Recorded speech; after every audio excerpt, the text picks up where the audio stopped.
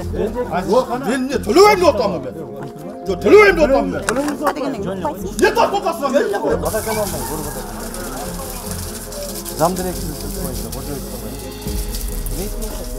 Мына караң арыктар. Арык турат, бирок суу жок да. Ушуну аймактык башкармалык дейбизби? Карашы өз арыктарды чаап тазалап коебуз, бирок суу келбейт. Жактан эгин эккендерден суу келбейт бизгечи. Анан эми буну эгип бергенден кийин биз шаарга карагандан кийин карашыбыз керек да. Анан эми келтирип буну кой десе, ал келтирип сууну кой десе, биз эмне кылышыбыз керек? Ош шаарында жай айы келгенден тартып көп кубаттуу үйлөргө жана дөңсө аймактарда таза суунун басымы төмөндөп, сууга болгон муктаждык чыгарылат. Буга турак жайдагы абоненттер сууну айыл чарба талаасына колдонуп, сарам жалсыз иштеткени себеп болот. Мындан улам шаардык суу канал ишканасы рейд өткөрдү. Каланын Актилек ич районундагы тургундар бак-тарак сугарып же көчөгө негизсиз чачып жатканы аныкталды. Бул 30-чу даректеги абонентке 2900 сом айып салынып, суусу кыркылды. Адамдардын, абоненттердин, элдин кайдыгерчилигине мындай ушундай көрүнүштөр кайталанды. Шаарда 87500дөн ашык үй бизде катталган абонент болуп. Ошонун 40 000 ачканда суунун давлениясы түшүп, напор азайып, 3-4 этаждарга көп кабаттуу үйлөргө суу жетпей калат.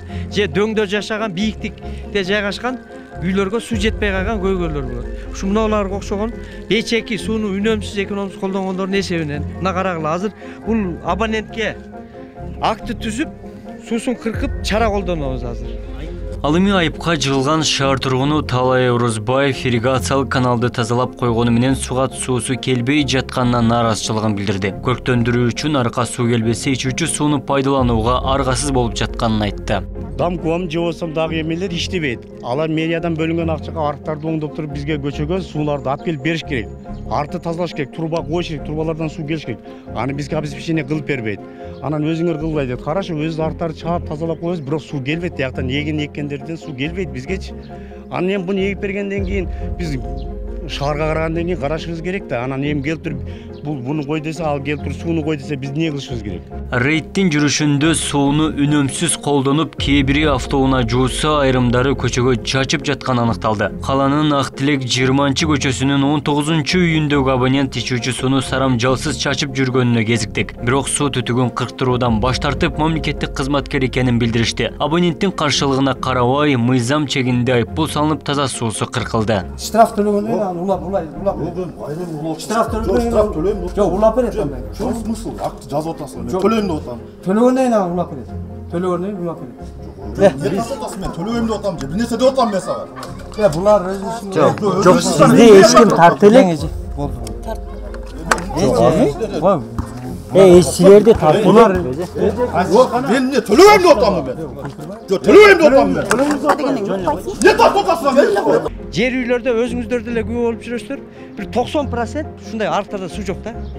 Ирригация колго алынган эмес, начар ирригациячы. Ошонун эсебинен водоканалда суу жетпей калган көйгөй мына жайындасы мына майда, июнда, июль, август, сентябрь, октябрга чейин мына 6 айда ушундай бизде көйгөй жаратат. Көп кабаттуу үйлөргө, Онадырга, Массив Калинин, 218-квартал, Жапалак, керек болсо Жапалактын өзүндө дагы айыл жери болгон менен. Кээ бир көчөлөрдө арыктарда суу жок да. Анан бардыгы водоканал ушу кран сууга асылып жатып калат, огород сугарат, полив кылат, машина жууйт, килем жууйт, эшигин алдын жууйт. Шаардык суу канал ишканасында бүгүнкү күндө 87 000 үй катталып, 249 500 адам таза сууга каражат төлөйт. Учурда шаардыктардын таза сууга болгон карызы 18 миллион сомдон ашкан. Таза сууну үнөмдүү колдонуу үчүн 13 000ден ашуун суу эсептегич орнотулуп, каланын аймактарына долбоордун негизинде эсептегичтерди ишке киргизүү пландалган. 87 500 абоненттин 10 000-и бир убакытта суу ача турган болсо, шаар боюнча суунун давлениясы түшүп кетет. Ошондуктан Ош шаарынын тургундарынан суранып кетет элем. Сууну үнөмдүү, экономдуу колдонсоңуздар, себеби шаар бардыгыбызга керек. Биз водоканалга эле керек эмес. Элдин ушул жерде шаарда 500 000 адам жашаса, 500 000-ның бардыгына суу керек. Жапалак аймактык башкармалыкка, 218-квартал, Амир Темир аймактык башкармалыкка жана ошо кээ бир көп кабаттуу үйлөргө суунун давлениясы азайып кеткендиктен рейд жүргүзүп жатабыз. Элдерге биринчи түшүндүрүү иштерин жүргүзүү. Эгерде абонент ошого да макул болбой, көнбөй, кайра кайталана бере турган болсо, суусу кыркылып, акты түзүлүп штраф салынат. Шаардын калктуу кичи райондорунун көпчүлүгү Акбура дарыясынан таза суу менен камсыздалат. Суу толтуруучу кампы ачык жайдан алынгандыктан нөшөлүү жамгыр жааганда Озгур айылынын жака белиндеги жылгадан сел түшүп, сууну улайлаштырып нормадан чыгарат. Бул учурда таза суу берүү токтотулуп турган. Бүгүнкү күндө шаар аймагына атайын суу кампалары курулууда. Ал эми суу канал ишканасы сууну үнөмдүү колдонууга чакырат. Абдумалик Базарбаев, Бектур Мойдунов, Ош ТВ. Кәми жоқ дегенде 4-5 жыл. Мына бияқтағы арықтарды қараң, мына. Қақшып қалғанда, мына қараң арықтарды. Арық тұрат, бірақ су жоқ да. Ушуну аймақтық башқармалық дейбизби, МАП дейбизби, квартальный комитетпи, же ушу көчөлөрдө айыл башчы бар, көчө башы бар, ошолор мынау ваткоз менен, обул ваткозбу, кара суу ваткозго карай, кайерге карайт, арыктарга суу келтирсе, ар бир үйгө мына огородуна, башкасына ушу арыктан суу карса, водоканалга күч келбейт да. Водоканалга күч келбейт. 87.500 үй бар шаарда общий. Анын 40.000ден ашыгы жер үй. Жер үйлөрдө өзүңүздөр деле күбө болуп жүрөсүздөр. Бир 90% ушундай арыктарда суу жок да. Ирригация колго алынган эмес, начар ирригациячы. Ошонун эсебинен водоканалда суу жетпей калган көйгөй мына жайындасы мына майда, июнда, июль, август, сентябрь, октябрга чейин 6 айда ушундай бизде көйгөй жаратат. Көп кабаттуу үйлөргө, Онадырга, Массив Галинин, 218-квартал, Жапалак, керек болсо Жапалактын өзүндө дагы айыл жери болгон менен. Кээ бир көчөлөрдө арыктарда суу жок да. Анан бардыгы водоканал ушу кран сууга асылып жатып калат, огород сугарат, полив кылат, машина жууйт, килем жууйт, эшигин алдын жууйт. 2 маал, 3 маал жуушат, анан суу азайып кетет. Ошо 87.000 үйдөн 10.000 ачканда бир моменттечи суунун давлениясы түшүп кетип, кээ бир жерлерге чыкпай калат.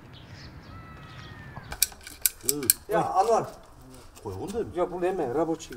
Rабочий mi? Bunu gayra tuttursa. Anvar. Aklını jazdırıp koyayım bu. Yok. Em bop turdu. Штраф төлөгөн аны улап. Oğlum gayra ulap. Штраф төлөгөн. Штраф төлейм деп. Жоқ, улап берет андай. Что смысл? Акты жазып атасың. Мен төлейм деп атам. Төлөгөндөн аны улап берет. Төлөгөндөн улап берет. Жоқ, улап. Жоқ, өзү келип улап берет төлөгөндөн. Өзүм улап берем. Улап берет. Подключение, төлөсүң. Анвар, эме процедурасы ушундай да. Турат ушундай. Қойсаңыз да сіз келіп эле сразу. Şu azem қой. Assalamualaikum. Жақсы. Анвар қой. Onun iş arasını tartışın gerek yok. Sizden tura düşünün. Ке Анвар, кашып турдун. Өзүм улап берем. Жо, подключение, төлөсүң улап берет. Мен төлейм деп Жо, атам. мүмкүн эмес. Анвар, сразу келди, узучук өрбең да. Жо, предупреждение жылдыга беребиз биз. Телевизордон беребиз. Анвар. Деме, аз отключение болуп аткан. Анвар. Төлөгөндөн кийин кайра жандырып берет. Анын эч немеси жок. Төлөшүң ал жана. Демек. Анвар. Анвар. Анвар. Жо, аз кошунакынан жүрөбүз. Сен күнүз биле кошунакынан жүрөбүз. Жок, мейли, жүрөсүз. Мен тезем жок. Жок, төлөйсүң штраф. Анан жандырып беребиз. Разговор жок. Жок, чоң смысл ада. Мен актын төлейм деп атсам. Хорошо, сиздер друг тепкен. Жок, эми үзүп кайра мен актын төлөйм деп атам. Төлөгөнүңүздөн улап берет. Жок, беззаконие болду. Үзүп анан актын төлөт. Жок, мыйзамсыз болсо мен аз төлөйм деп Жок, атам. мыйзамсыз болсо аз төлө. Бизге ала албайбыз аз. Касса барып төлөйбүз. Касса барып. Жок, кеспейли мен төлөйм деп атпайм мен. Жок, смысл эмес. Смысл түшүндүрсөңүзбү? Ана кесири.